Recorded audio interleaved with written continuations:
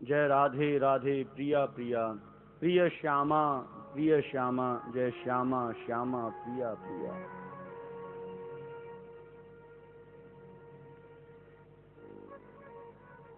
गीता में बड़ा सुंदर कहा, अनन्यास चिंतयन्तो माम ये जना पर्युपासते तेषां युक्ताभयुक्तानां योगक्षेमं वहाम्यहम्।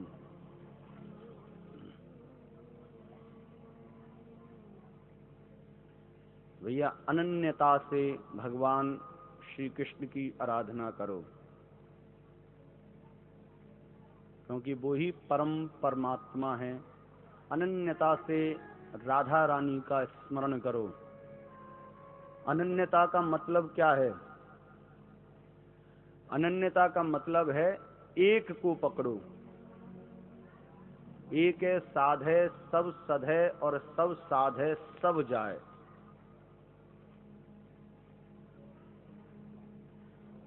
हम लोग पूजा बहुत करते हैं, हम सत्संग में बहुत जाते हैं, हम घंटों मंदिर में बैठे रहते हैं, खूब भोलेनाथ जी को जल चढ़ाते हैं, लेकिन भैया इतना करने के बावजूद भी अंतोगत्वा हमें कष्ट मिलता है। कारण केवल यही है कि आपकी अनन्यता एक में नहीं है। हमने किसी से प्रश्न किया, बोले किसको मानते हो? चुप हो गया महाराज। किसको मानते? बोले मैं हम तो सबको मानते। बोले तो भी किसको?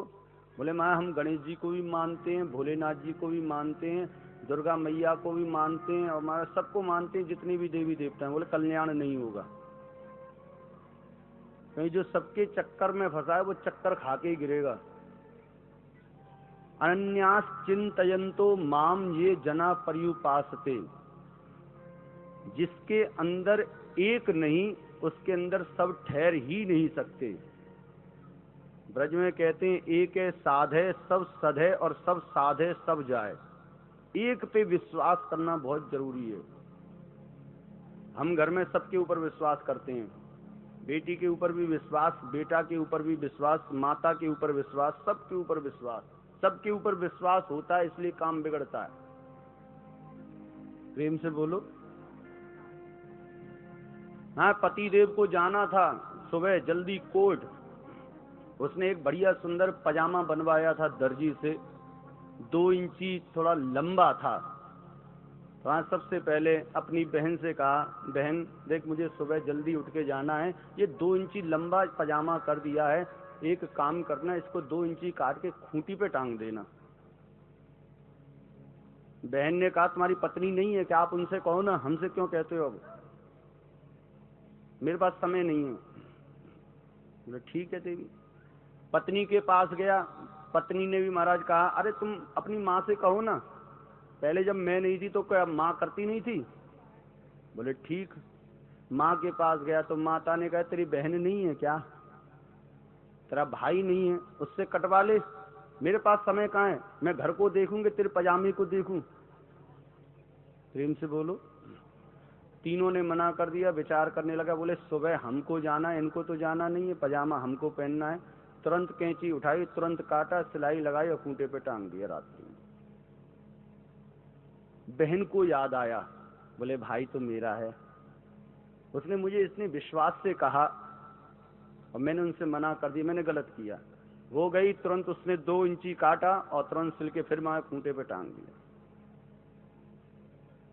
इधर में पत्नी को याद आया, अरे 2 इंची काटने के लिए कहा था, मैंने उनको थोड़ा गलत बोल दिया, अरे मैं उनकी धर्म पत्नी हूँ, साथ मुझे उनके साथ रहना है, मुझे ऐसा नहीं करना चाहिए। वो गई, उसने मारा, फिर खूंटे से उतारा, फिर 2 इंची काट दिया और सिलाई करके फिर मारा, लटका दिया।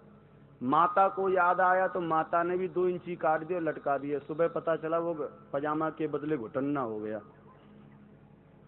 अब पूरा का पूरा काम ही बिगड़ गया। गलती किसकी? माँ की नहीं, बहन की नहीं, पत्नी की? बोले नहीं, खुद की गलती, क्योंकि विश्वास उसने सबके ऊपर किया। यदि एक पे विश्वास करता तो शायद काम नहीं बिगड़ता।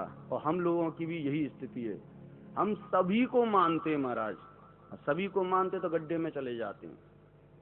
एक को मानो, इसका मतलब ये नहीं कि महाराज एक को माने और सबको फटकार लगाएं ना। एक को मानो, बाकी सबका सम्मान करो। एक पुत्र वधू जब घर में आती है, कोई उससे पूछ ले किसके लिए आई, तो वो कहेगी मैं अपने पति के लिए आई, ये तो कहेगी। नई पुत्र वधू घर में प्रवेश करती है और महाराज पति की सेवा के लिए वह आती है। ससुराल में पहुंची, लेकिन यहाँ पर सब उल्टा, पति की सेवा का मौका ही नहीं मिलता महाराज। दौरानी है, वो बुला रही ने क्या काम है कर दीजो, देवर बुला रहा भाभी ने क्या काम है कर दीजो, सासू जी अलग पीछे पड़े ने पैरन ने दाब दीजो, ससुर जी अलग काम बता रहे हैं पोंछा लगा दीजो। वहां चकई की तरह सुबह से लेकर शाम तक वह पुत्र वधू घूमती रहती है, शाम को जाकर पति की सेवा करने का मौका मिलता। क्यों? ऐसा उसको नहीं करना चाहिए। ले आई थी पति की सेवा के लिए, यहां सबकी सेवा करनी पड़ रही है।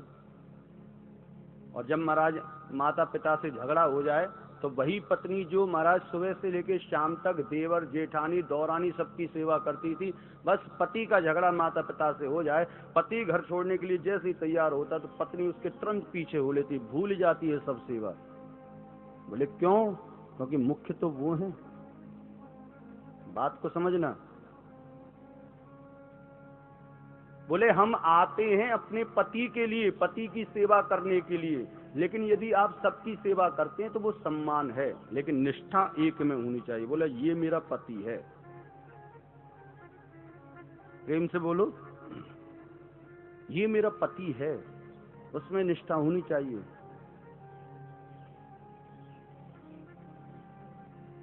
आपको कहीं भटकने की आवश्यकता नहीं है। शास्त्रों में ऐसा आया है 12 वर्ष तक लगातार यदि कोई भक्त एक देवता पर निष्ठा कायम करके रखता है तो वह खुद सिद्ध हो जाता है। आप संत के पास जाते हैं, बोले महाराज संतान नहीं है, संत क्या आपको जड़ी बूटी देता है? बोले कोई दिक्कत नहीं, आशीर्वाद है, अब की बार हो जाएगी। अब वो हो जाता है। ये किसका प्रभाव है? ये उनके तप का प्रभाव है, ये उनकी अनन्यता का प्रभाव है, उनके स्वरूप का प्रभाव नहीं है, ये उनकी दिव्यता का प्रभाव है, ये उनके उस निष्ठा का प्रभाव है जो केवल एक देवता को मानते हैं। यदि आपका काम बन जाए, उस संत के पास दोबारा जाना, उससे पूछना कि महाराज आप किसको मानते हैं, तो उनके मुखारबिंद पे एक नाम होगा। बोले या तो हम देवी को मानते हैं, हनुमान को मानते हैं, साईं को मानते हैं, किसी एक को। 33 करोड़ देवता, ये तो ऑप्शन है आपके पास। बोले मार्ग 33 करोड़ हैं, एक मार्ग पे चाहो, रास्ता सब मेरी तरफ ही आता है, लेकिन एक मार्ग को पकड़ो। गजेंद्र की कथा श्रीमद् भागवत महापुराण में आती है। जब मगर गजेंद्र को खींच के ले जाता, अंतिम समय महाराज उसके प्राण निकलने वाले थे, नेक सी सूंड रह गई, उसने पुकारना प्रारंभ किया, हे भोलेनाथ मेरी रक्षा करो। भोलेनाथ जी चलने को तैयार हुए, तुरंत मन में विचार आया, अरे भोलेनाथ कहीं देर न लगा दें। तुरंत गणेश जी की हे गणेश जी महाराज जल्दी आओ। भोलेनाथ जी ने विचार किया, बेटा तो को बुला रहा, तू चलो जा। और जैसे ही गणेश जी महाराज चूहा पे बैठ के भागवे लगे, तब तक मैं फिर बदल गई, फिर पार्टी बदल ली। हे मैया तू ही आ जा। गणेश जी ने कही मैया तुम चले जा, चूहा धीरे धीरे चलेगा, शेर तो बहुत तेज भागेगा। प्रेम से बोलो। कोई नहीं पहुंचा महाराज। जब अंत में महाराज नेक सी मती रह गई, तब महाराज लक्ष्मी जी ने देखा, ममता उमड़ आई, कमल का पुष्प हाथ में लगा था, ऊपर से ही फेंका है और वह सीधा महाराज उसकी सूंड में जाकर लगा। आज उसने उस कमल को उठा लिया और तुरंत प्रबोध हुआ। वो लक्ष्मी जी कौन है? बोले लक्ष्मी जी है गुरु। वह कमल कौन है? बोले सत्संग ही वह कमल है। जब महाराज व्यक्ति की बुद्धि खराब हो जाती है और अंत में थोड़ी सी बुद्धि रह जाती है, यदि उस समय भी यदि वह सत्संग में आकर बैठ जाए तो महाराज उसको प्रबोध हो जाता है। बोले जीवन मैंने जो बिता दिया वो संसार के लिए बिता दिया, बोले अब तो भगवान को भज लूं। सत्संग किसको कहते हैं? सत्संग में आने जाने से तासीर बदल जाती है। बात को समझना, सत्संग में आने जाने से तासीर बदल जाती है। ऊपर का फ्रेम वही होता है लेकिन अंदर की तस्वीर बदल जाती है। आपका चेहरा नहीं बदलेगा कि सत्संग में आगे चेहरा बदल गया, चेहरा वही रहेगा, लेकिन अंदर से आप इतने बदल जाओगे। महाराज पहले लड़ाई झगड़ा करते थे पड़ोस से, अब लड़ाई कोई मतलब ही नहीं। महाराज क्या सुंदर कथा थी महाराज, वैराग्य आ गया। अंदर से बदलता है ये सत्संग, अंदर से बदला। एक में निष्ठा रखो, तब उसको प्रबोध हुआ गजेंद्र को। तब उसने महाराज जिस सृष्टि का निर्माण जिसने किया है वो आकर मेरी रक्षा करे। तब नारायण भगवान दौड़े हैं, डूबने नहीं दिया। तुरंत महाराज उसको अपने निज हाथों से पकड़कर महाराज उसको सरोवर से बाहर निकाला। चक्र सुदर्शन चला, मगर की गर्दन को काट दिया। उसमें से ज्योति निकली और भगवान नारायण के चरणों में विलीन हो गई। एक को महाराज मुक्ति दे दी तो एक को भक्ति दे दी। ये कृपा है। भगवान के हाथों से कोई मरता नहीं है, भगवान के हाथों से सब के सब तरते हैं, मरता कोई नहीं है। प्रेम से बोलो। तो एक में निष्ठा। आज जो शुरुआत हो रही है वो निष्ठा से शुरुआत हो रही है। तो भागवत का जो सार होता है वो भागवत के 3-4 घंटे में ही मिलता है। आप कोशिश करें कि इस बात को गांठ बांध के ले जाएं। एक में निष्ठा करो, कहीं भटकने की आवश्यकता नहीं है। माँ को बसते हो तो माँ को, निष्ठा एक में। एक ने पूछा महाराज मैं एक बात बताओ, ये भोलेनाथ जी बड़े हैं या कृष्ण बड़े हैं? हम लोगों के अंदर भी ये क्वेश्चन आ जाता है, भोलेनाथ जी बड़े हैं क्योंकि वो देवों में देव महादेव, और ये कृष्ण वो 4 अक्षर के, ये 2.5 अक्षर के। हमारे बड़ा कौन है? हमने पूछा महाराज वैशाली नगर में, बोले कौन बड़ा है? बोले नंबरदार बड़ा है, जो महाराज पूरी वैशाली को कवर कर रहा है। बहुत अच्छी बात। बोले जब वो नंबरदार मरेगा तो तुमको क्या देगा? बोले हमको क्या देगा, हमें तो कुछ नहीं देगा। तो ये वो बड़ा कहां से हुआ? बड़ा तो वो है जो तुमको कुछ दे, नंबरदार बड़ा नहीं है। बड़ा तुम्हारे पिताजी हैं, चाहे कैसे भी हैं लेकिन पिताजी आपके बड़े हैं। जब वो जाएंगे तुझे कुछ ना कुछ दे के जाएंगे, पैतृक संपत्ति दे के जाएंगे, मकान दुकान दे के जाएंगे। तो बड़ा नंबरदार नहीं हुआ, बड़ा पिताजी हुआ। बोले ठीक इसी प्रकार भोले बाबा नंबरदार हैं तो कृष्ण तुम्हारे पिताजी हैं, या कृष्ण तुम्हारे नंबरदार हैं तो भोलेनाथ जी पिताजी हैं। निष्ठा, जिसको आपने अपना बाप मान लिया, जिसको आपने अपना पति मान लिया। पति तो बहुत हैं, प्रेम से बोलो। लोगों ने लिखा मैं सबका मालिक एक, सबका मालिक एक, तो वो अनेक क्यों? जब सबका मालिक एक है तो वो अनेक क्यों? भक्त कहने लगा महाराज तुम्हारे बाप कितने? बोले एक। यदि हम आप लोगों से पूछें तुम्हारे बाप कितने, तुरंत हाथ खड़ा कर, मेरे भी बाप है, मेरे भी बाप है। इतने सारे बाप हो जाएंगे, सबों के बाप है महाराज, है कि नहीं? सबके पिताजी हैं महाराज, सबके हाथ खड़े हैं। और किसी एक से पूछें, एक। ठीक इसी प्रकार पिता सबके अलग अलग हो सकते हैं लेकिन अपना अपना ही है। निष्ठा एक में होनी चाहिए।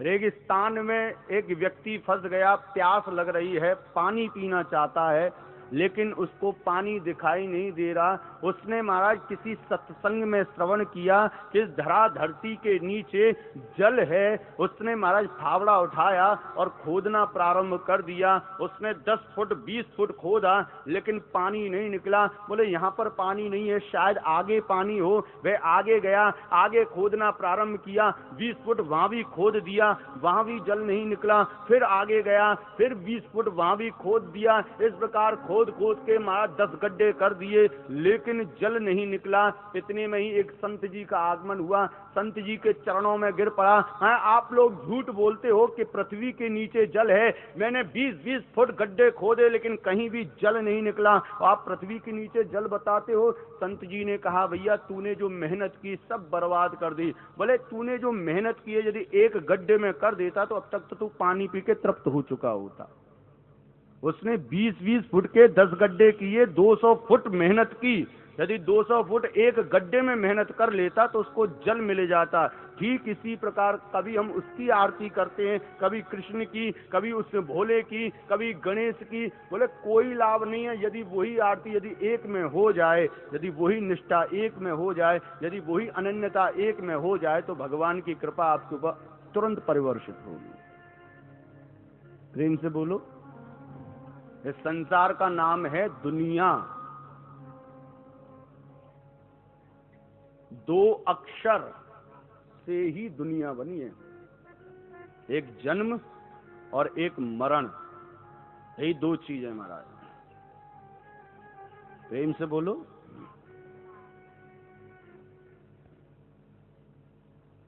देखो राधा में कितने अक्षर हैं? 2।